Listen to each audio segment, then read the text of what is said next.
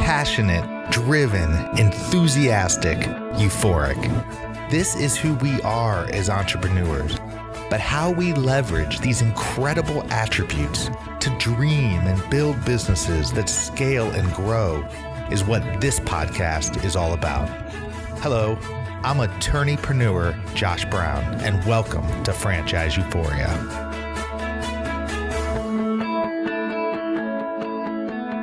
Hello, everybody. What is up? Josh Brown here from Indie Franchise Law and host and creator of Franchise Euphoria. Thrilled to be back for another awesome episode. Want to talk about today business basics for franchisee owners.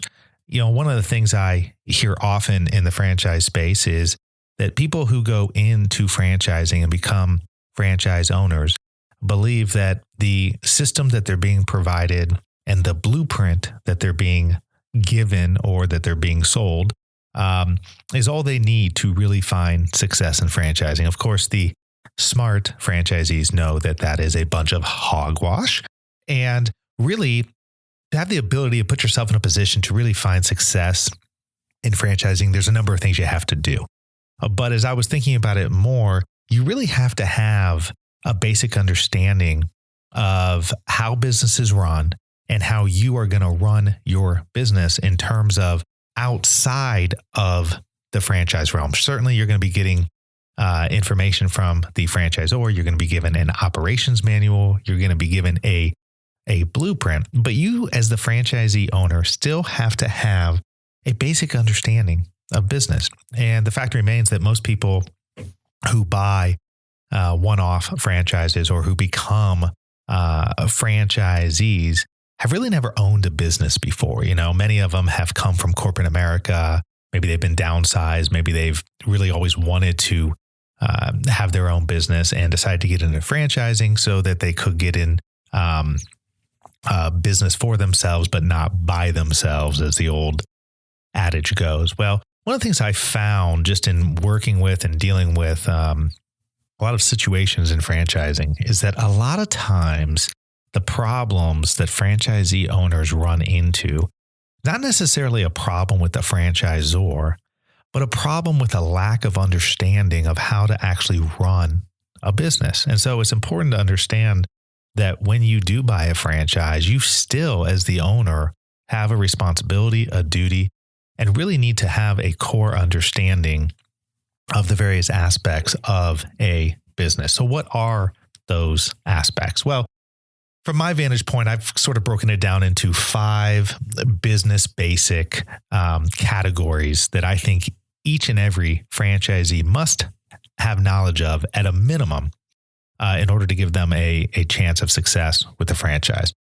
First one is management. You need to have an understanding of the management structure of your franchise. Of course, this runs the gamut, whether you're in a retail franchise, a home-based franchise, the size of your franchise, how many employees you're going to be hiring, how many independent contractors. I mean, all that factors into what is the overall management structure and where do you as the franchise owner fit into that? Are you at the top where you're going to be involved on a daily basis and overseeing that? So you're going to be the owner / manager, or are you in a position where you're going to be hiring a manager to manage your people? I mean, those are very, very different things. You have to have a very clear understanding, not only of what that structure is, but you have to have a comfortable feeling with whatever structure it is that's part of your business. So if you are in a position of owning a franchise where you as the owner are really not going to be there on a day-to-day basis, but you're going to be managing the manager, then you need to have some skills and some know-how into how to do that. You have to have more than just people skills. You have to have an organizational structure to how you operate so that you can make sure that the key metrics that are going to be key indicators on how your franchise is doing, that your manager is attuned to that, and then you are attuned to that as you're overseeing the overall process. Flip side of that is if you in your management structure as the owner are going to be there on a day-to-day basis overseeing everything, you really need to have a understanding of what it's like to do that. Now, the fact of the matter is there's no substitute for experience. So oftentimes you're going to be, if you don't have that experience, you're just going to have to gain it through ownership. But I would encourage you, if that's the case, to really reach out to mentors and to talk to other people who have been in similar situations so that you can have a leg up. That's one thing that I don't think the franchisor is necessarily going to be able to help you with a great deal. Now, they might give you a blueprint for how many employees you need and where they need to plug in. But in terms of how you operate, in terms of your culture that you establish in your business, that's going to be very individualized. And you need to make sure that you have the proper tools to put yourself in the best position to succeed from that perspective. So the management structure is really the first category, as I would describe it, as sort of a business basic that you as a franchisee owner should have a clear understanding of. Number two is operations. As I've indicated, you will be provided with an operations manual that's going to lay out the nuts and bolts of your business. But it's very different getting an operations manual and then following an operations manual. I've dealt with a number of clients and that have amazing operation manuals, and they have all the know-how contained within, these big packets of information that make up the operations manual. But in practice, they just don't know how to implement it. So it's very different understanding what needs to be done and then having the know-how and the experience and the sophistication to be able to then implement that in your business. Very, very key. In fact, this is probably the most important category that I'm going to highlight today, because if you're going to be successful as a franchise owner, you have to be able to take that blueprint that you're being provided and effectively implement it into your location or into your business. And doing so can be easier said than done. So one of the recommendations I have in terms of giving yourself the best opportunity to be successful from that perspective is to be sure that you have thoroughly read the operations manual, that you understand it, and that you in your head can visualize taking that plan and walking through and identifying on a day-to-day basis how you're going to implement it and who's going to implement it. Because the fact of the matter is, in most instances, you're going to need support and you're going to have assistance, whether it's managers, employees, or other people who are helping you along the way. Identifying early on who those people are and how they're going to take this operations manual and actually put it in place is going to be very, very, very important.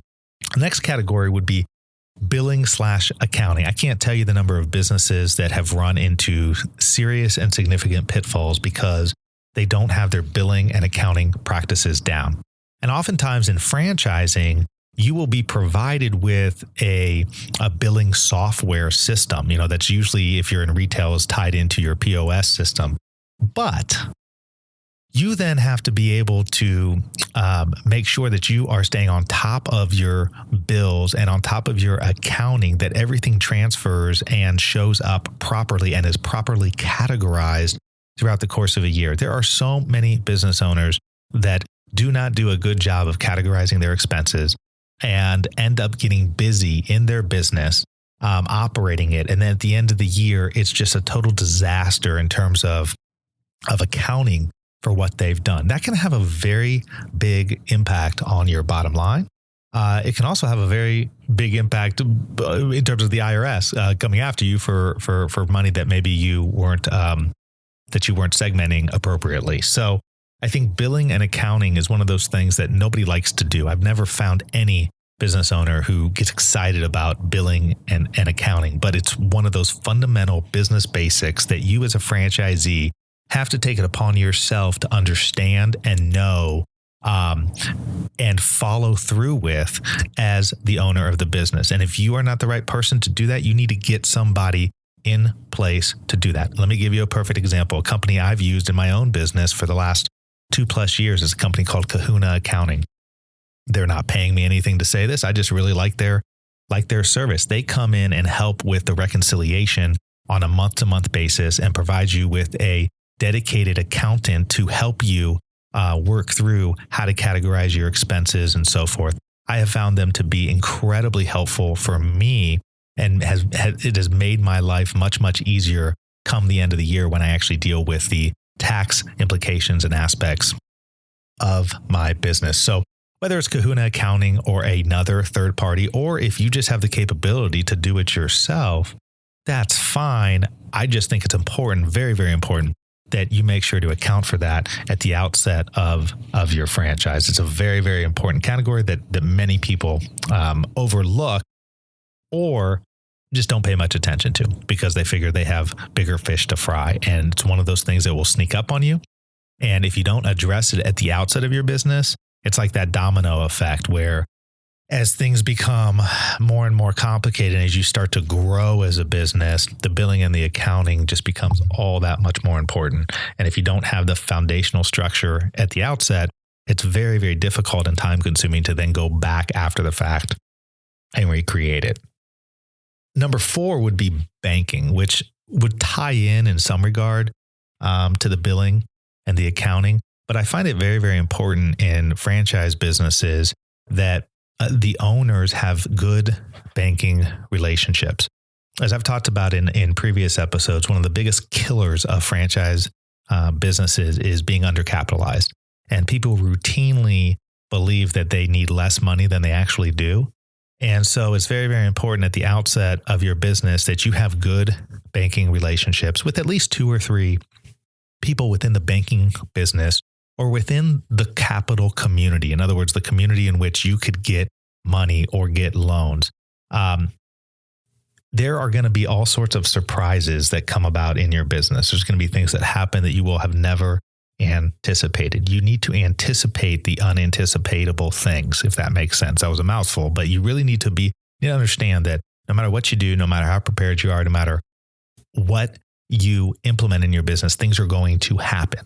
Oftentimes when things happen, they cost money and they take you outside of your budget. So having a good banking relationship or a good relationship with people in the capital community is going to put you in a much better position and really just give you a comfort level in terms of when you do come about those things that are surprises and you end up needing more capital than you forecasted for, you can be in a position to hopefully work through those situations. Very, very important business basic category.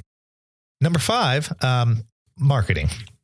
This is something that I'm very passionate about, and I believe every single business owner, every single franchise owner must be a marketer. You must have a qualified marketing strategy around your business. You cannot rely on the name of the franchisor, the brand of the franchisor, or the marketing fund that you're likely paying into to be sufficient enough to keep you going as a franchisee. That's just the fact of the matter. That's just the world we live in today.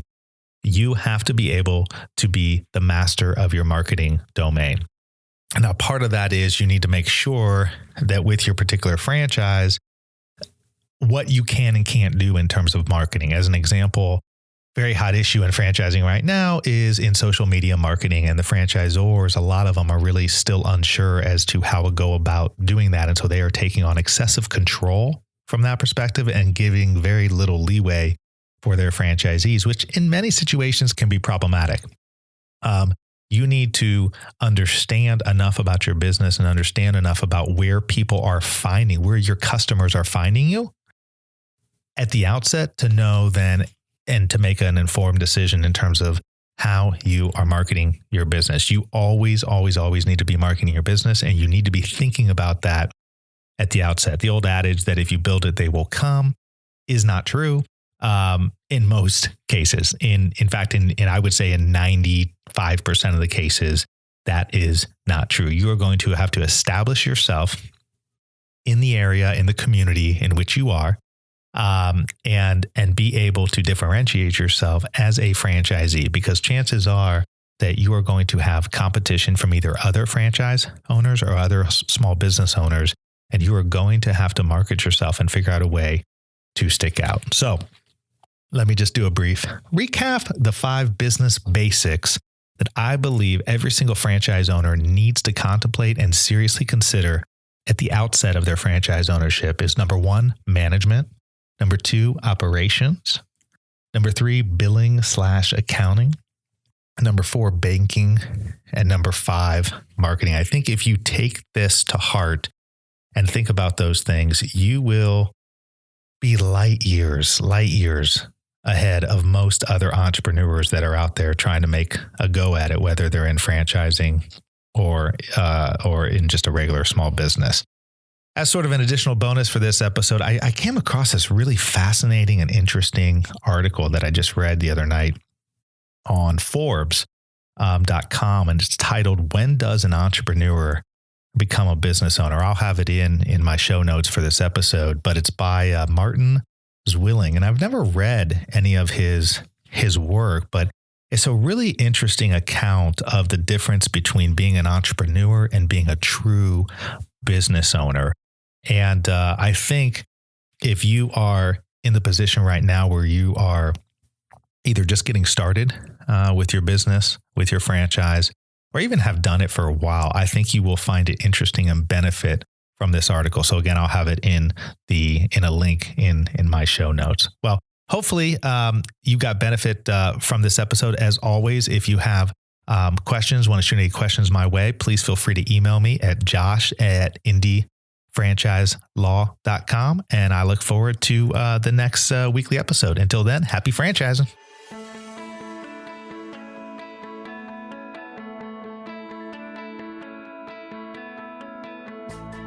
Thanks for being with us today on the Franchise Euphoria podcast. If you enjoyed this episode, please be sure to go to iTunes and provide a review. Also, please remember that although Josh Brown is a licensed and practicing attorney, nothing contained in this podcast should be construed as legal advice, because it is not. The information contained in this podcast is general and educational in nature, and none of it should be relied upon as legal advice. That being said, if you have questions for Josh and would like to contact him, please email him at josh@franchiseeuphoria.com. Thank you so much for listening, and we hope you tune in to our next weekly episode.